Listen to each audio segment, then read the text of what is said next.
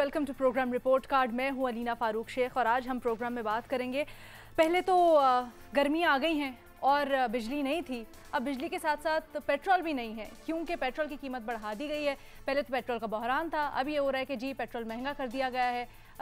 इसके इफ़ेक्ट्स क्या होंगे आवाम पर, वो भी जानेंगे अपने तज्जियाकारों से, और ये क्यों हुआ है फैसला, ये भी मालूम करने की कोशिश करेंगे ऐसे वक्त में जब पूरी दुनिया में पेट्रोल की कीमतें निस्बतन कम है। लेकिन हम प्रोग्राम का आगाज़ करेंगे। अपोजिशन मुत्तहिद हो रही है जी हुकूमत के ख़िलाफ़ और कहती है कि जिस तरह से हुकूमत कोरोना, टिड्डी दल और दीगर महाजों पर हिकमत अमली अपनाए हुए है उससे वो मुतमईन नहीं है। तो बिलावल भुट्टो जरदारी साहब ने टेलीफोन किए हैं अपोजिशन की कुछ जमातों को, उनके सरबराहान को, जिनमें शहबाज शरीफ नून लीग के सदर शामिल है, मौलाना फजलुर रहमान शामिल हैं, सिराजुल हक शामिल हैं, अख्तर मेंगल शामिल हैं, हासिल बिजंजो साहब हैं और एमल वली खान भी हैं। टेलीफोनिक राब्ते हुए हैं सबसे और उन्होंने कहा है कि हुकूमत की पॉलिसी से हम मुतमईन नहीं हैं, तो एक मुत्तहिदा फ्रंट बनाते हैं और हुकूमत के ख़िलाफ़ कुछ हिकमत अमली वज़ा करते हैं। उसके बाद देखते हैं कि किस तरह से अपोजिशन हुकूमत के ख़िलाफ़ अपने महाज पर मुतहरिक होती है। तो सवाल अपने आने से हमारा कुछ यूँ है कि इत्तेहाद बनाया तो जा रहा है, लेकिन क्या अपोजिशन की जमातें हुकूमत को मुश्किल वक्त दे सकेंगी? हाँ या नहीं के ऑप्शंस हैं, लेकिन जनरल कमेंट भी कर सकते हैं। और पैनल पर हमारे साथ आज मौजूद हैं महमूद सरफराज साहिबा, रीमा उमर साहिबा, बेनज़ीर शाह साहिबा, मज़हर अब्बास साहब और इरशाद भट्टी साहब भी हमें ज्वाइन करें।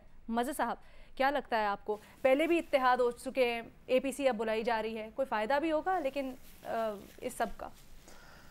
देखिए, फौरी तौर पे तो कोई बड़ा चैलेंज नहीं है गवर्नमेंट के लिए, और अपोजिशन का भी अभी इत्तेहाद जो है वो देखना है कि किस हद तक मुत्तहिद हो पाते हैं, क्योंकि सिर्फ 5-10 जमातों का एक साथ बैठना काफ़ी नहीं होता।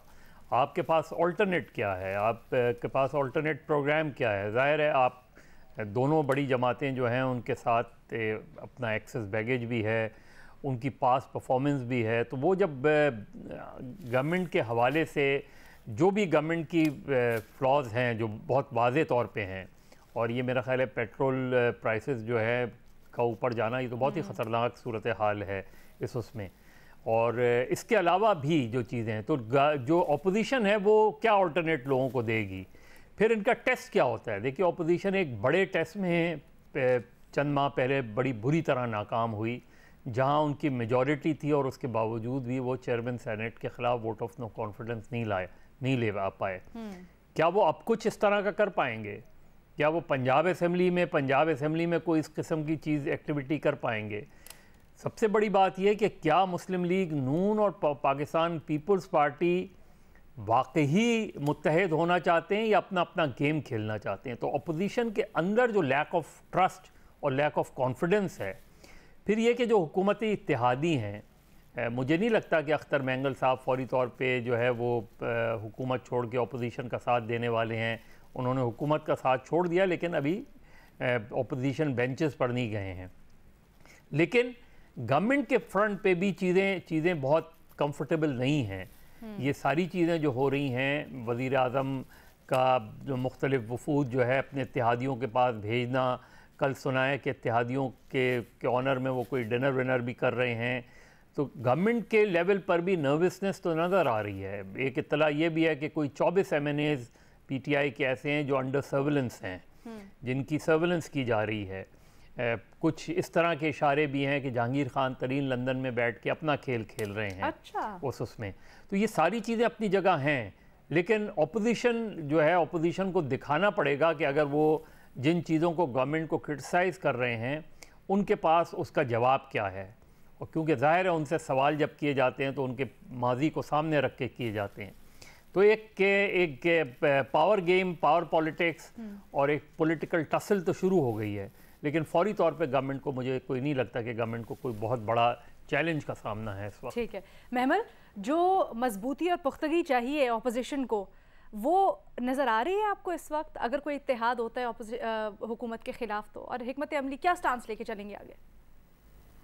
रीना, आपका जो सवाल है कि क्या अपोजिशन जो है हुकूमत को वो मुश्किल वक्त दे सकेगी, मैं बिल्कुल उसमें कहूँगी कि हाँ जी बिल्कुल दे सकेगी।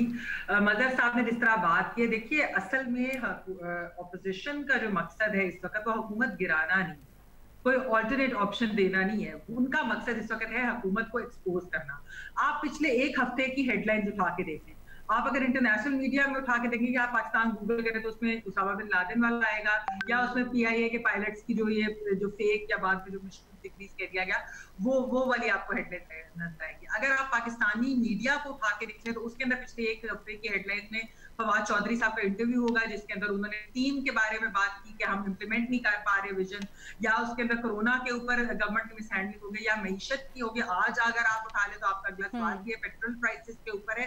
फिर आप ये टिड्डी दल जो है वो एक इनएविटेबल सी क्राइसिस नजर आ रही है। तो आप मुझे बताएं, हुकूमत को गिराने की तो जरूरत है नहीं, हुकूमत तो खुद ही इतनी मुश्किलात में दरपेश है कि उसको ऑपोजिशन ने क्या ही कोई और उसके लिए मुश्किल क्रिएट करती है। वो सिर्फ और सिर्फ ऑपोजिशन एक्सपोज कर रही है। और इस वक्त अगर वो बाकी उनके एलआई से भी बात करे, अगर वो BNP मीगल से भी बात करे या बाकियों से भी, उसकी वजह है कि 18वीं तरमीम और NFC अवार्ड के ऊपर हुकूमत ने जो एक डिबेट थोड़ी सी स्टार्ट की, उसके ऊपर ऑपोजिशन जो है सबको अपने साथ लेकर चलेगी, उनको they'll take them into confidence, और फिर वो उनसे इसके ऊपर बात करेंगे, क्योंकि सारे छोटे सूबों के रिजर्वेशन भी 18वीं तरमीम और NFC अवार्ड से रिलेटेड भी हैं। तो ये मेरे तो ख्याल में ऑपोजिशन इस वक्त बहुत अच्छी गेम कर रही है, बहुत अच्छी वो इस पोजीशन के अंदर है। आप उनकी तकरीरें उठा के देख लें, नेशनल असेंबली की तकरीरें, पार्लियामेंट में उठा के देख लें, आप वैसे उनकी बाहर की प्रेस कॉन्फ्रेंसेस देख लें, तो मेरे ख्याल में ऑपोजिशन बिल्कुल ठीक राह पे चल रही है।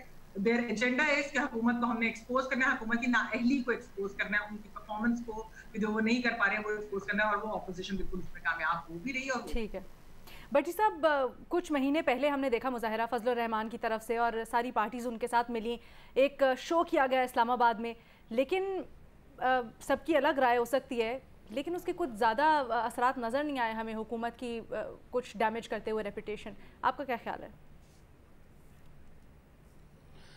देखिए मैडम शेख, पहले भी मैं सुना चुका और बता चुका, लेकिन आज दिल फिर कर रहा है कि फिर बताऊं और सुनाऊं। अबरारुल हक का एक गाना है पतलो जई पतलो, और ये है कि पतलियां पतलियां बावासू उस तरह वांग निगावासू, डाइट खजूरां ते डाइट पकौड़े मंगदी है, चलदी फिरदी 302। तो जो हुकूमत है इसका आखिरी लफ्ज़ देखिएगा, चलदी, आखिरी फ़िक्रा, चलदी फिरदी 302। हुकूमत चलदी फिरदी 302, मईशत चलदी फिरदी 302, कोरोना चलदी फिरदी 302, टड्डी दल चलदी फिरदी 302, अवाम चलदी फिरदी 302, और अपोजिशन चलदी फिरदी 302। मरी मुक्की पई अपोजिशन, बातों की धनी, तकरीरों के कागजी शेर, भाषणों के घंटा घर, बेअमली के कुतुब मीनार, लफ्ज़ों के ताजमहल, समझौतों, केसों, अनोखे रिलीफ़ों, करप्शन हड़प्शन की दलदलों में फंसी अपोजिशन। 22 माह की मैडम शेख इनकी कारकर्दगी देख लें। असम्बलियों में नहीं ना बैठें, जाली मैंडेट है, मुस्ताफ़ी हो जाएं, रिज़ल्ट क्या निकला 0। पहला जलसा इलेक्शन कमीशन के सामने, रिज़ल्ट क्या निकला 0। सारे कोई रहनुमा पहुँचे नहीं। सदारती इंतखाबात इकट्ठे ना हुए, रिज़ल्ट 0। Chairman senate, result 0। एक दूसरे को चीट किया, रिज़ल्ट 0। APC बनी, रहबर कमेटियाँ बनी, 20 इजलास हुए, नतीजा 0। मौलाना कोशिशें कभी नवाज शरीफ साहब के पास, कभी जरदारी साहब के पास, कभी बिलावल साहब के पास, कभी मरियम नवाज साहबा के पास, कभी रायविंड तो कभी बिलावल हाउस। थक गए मौलाना साहब इधर उधर जा जाकर, नतीजा 0। मौलाना साहब का धरना बिलावल सी ऑफ ना कर सके, लेकिन बिलावल भुट्टो साहब लीड कर रहे हैं सारा का सारा। और बिलावल भुट्टो साहब जिस तरह से कौमी असम्बली में उनकी तकारीर देखे तो बड़े जोशीले लगते हैं, और लगता है कि ही मीन्स बिजनेस। आपने बड़ा खूबसूरती से रुख बिलावल की तरफ मोड़ा है, लेकिन मेरा आज बिलावल साहब पे गुफ्तगू करने का कोई मूड नहीं है। अच्छा, आप मौलाना साहब का धरना हुआ, क्या होगा? बिलावल साहब सी ऑफ ना कर सके, शरीफ लाहौर में रिसीव ना कर सके, धरने से दोनों जमातों ने फ़ायदा उठाया है ये, और धरने को बेचा है ये मौलाना साहब के ज़राए कहते हैं, नतीजा 0। अब आ जाएं, नवाज शरीफ साहब खामोश हैं, मरियम साहबा खामोश हैं, जरदारी साहब सुकून और शांति में हैं, शहबाज शरीफ साहब मफाहमती मिशन पर हैं।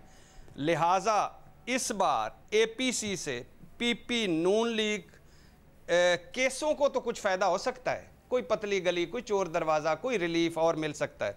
मगर हुकूमत को APC, जिसको हसन निसार साहब कहते हैं, ऑल पार्टीज़ कॉन्फ्रेंस, ऑल पापीज़ कॉन्फ्रेंस, कोई ख़तरा नहीं है। हुकूमत मुश्किल में डाल सकती है और डाल रही है, मगर अपोजिशन में इतनी ताकत नहीं है कि हुकूमत को किसी मुश्किल में डाल सके। ठीक है रीमा, लेकिन नून लीग ने, ख्वाजा आसिफ और शाहिद खाकान अब्बासी ने वज़ीर आज़म के इस्तीफ़े का मुतालबा कर दिया। बहुत अरसे से कर रहे हैं, लेकिन मेरे ख्याल है जो महमल ने बात की है मैं उससे एग्री करूंगी कि जब आप टफ टाइम की बात करते हैं तो आपका मतलब क्या है। अगर टफ टाइम से आपका मतलब है कि हुकूमत चली जाएगी तो उसमें तो बहुत और फैक्टर्स हैं जिनकी हम बात नहीं कर सकते, और वो ऑपोजिशन के कंट्रोल में ऐसा सच है भी नहीं, तो शायद ऑपोजिशन वो वाला टफ टाइम अभी ना दे सके। लेकिन अगर टफ टाइम से आप एम्बैरेसमेंट की बात कर रही हैं, एक्सपोज करने की बात कर रही हैं, उनको अपने पुराने प्रोमिसेस, अपने दावे याद दिलाने की बात कर रही हैं, तो वो तो ऑपोजिशन बहुत अच्छी तरह कर रही है और आगे भी करेगी। और मुझे हंसी आती है जब हम हुकूमत की परफॉर्मेंस पे बात करते हैं, और मेरा ख्याल है बाय एंड लार्ज अब कंसेंसस है कि वो बहुत डिसअपॉइंटिंग रही है। तो कुछ लोग हैं हमारे एनालिस्ट जो हमें हमेशा याद दिलाते हैं कि नून लीग की गवर्नमेंट कैसी थी, पीपल्स पार्टी की गवर्नमेंट कैसी थी, कितनी करप्ट थी, वो अभी हमें रूल नहीं कर रहे। उनकी जो भी पास्ट परफॉर्मेंस है वो साइड पे अभी रखते हैं। हम हुकूमत की तनकीद कर सकते हैं उन पार्टीज की तनकीद किए बगैर। तो ये मुझे थोड़ा सा अजीब लगता है कि बार बार डिस्क्लेमर्स होते हैं, हाँ हुकूमत ऐसी है लेकिन उनको भी याद करें। तो मेरा ख्याल है ये अननेसेसरी बात है। हुकूमत की तनकीद हुकूमत के अपने मिनिस्टर्स कर रहे हैं, हुकूमत की तनकीद जो है वो नेशनल इंटरनेशनल मीडिया कर रहा है, हुकूमत की तनकीद जो है वो मेरा नहीं ख्याल कुछ जो उनके क्लोज इमरान खान साहब और उनके जो कुछ क्लोज लोग हैं उनके अलावा हर कोई कर रहा है। तो बिल्कुल मुश्किल नहीं है उन्हें टफ टाइम देना, और मेरा ख्याल है ऑपोजिशन देगी, उन्हें देना भी चाहिए। लेकिन मेरा ख्याल है इस पे फोकस करें, और हम मेरा बाकी जो पास्ट उनकी परफॉर्मेंसेस हैं वो थोड़ी सी डाइग्रेशन लगती है मुझे। ठीक है बेनज़ीर, अगर ऑपोजिशन मुत्तहिद हो जाती है और हुकूमत के खिलाफ महाज खोल लेती है तो मकसद क्या हो सकता है उनका? क्योंकि एक तरफ तो ये भी कह चुके हैं ऑपोजिशन कि हम इनको कुछ कहेंगे नहीं, ये खुद ही अपनी मौत मर जाएंगे अपनी कारकर्दगी से। देखिए अलीना, पहले तो आपका जो सवाल का जवाब है वो मेरा नहीं मैं ऑप्शन। ठीक है। दूसरी बात ये है कि अभी तक इस ऑपोजिशन ने इस कमज़ोर हुकूमत को कौन सा कोई इतना टफ़ टाइम दिया है जो अब दे देगी।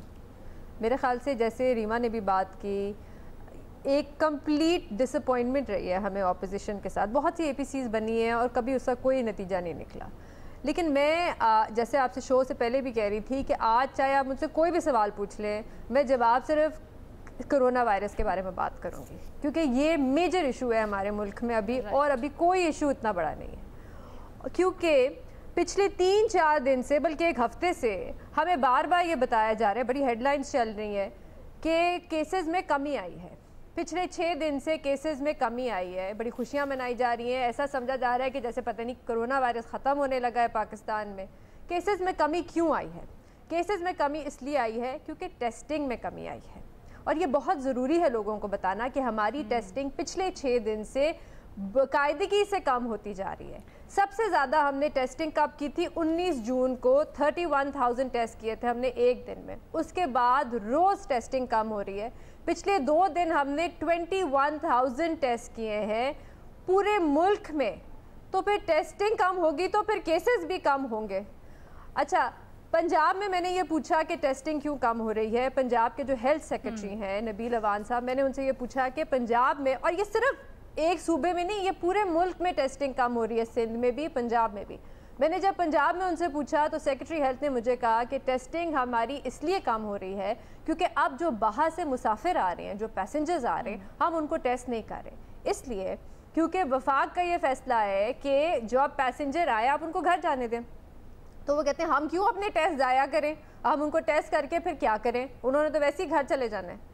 दूसरा वो बात उन्होंने ये कही कि दूसरी वजह ये है टेस्टिंग कम होने की कि जिन कॉन्टैक्ट्स, जब एक केस पॉजिटिव आता है तो उसका जब कॉन्टैक्ट आप ढूंढते हो, तो जब उस कॉन्टैक्ट को हम टेस्ट करने जाते हैं तो वो घबरा जाते हैं। अभी भी लोग घबराते हैं टेस्टिंग करने से, तो वो घबरा के या तो भाग जाते हैं या गायब हो जाते हैं और टेस्ट नहीं करवाना चाहते। इसकी वजह से भी टेस्टिंग में कमी आई है। लेकिन मैं आपको एक छोटी सी मिसाल दूंगी सिर्फ समझाने के लिए कि कॉन्टैक्ट ट्रेसिंग अभी हमारे टेस्ट, ट्रेस एंड क्वारंटीन?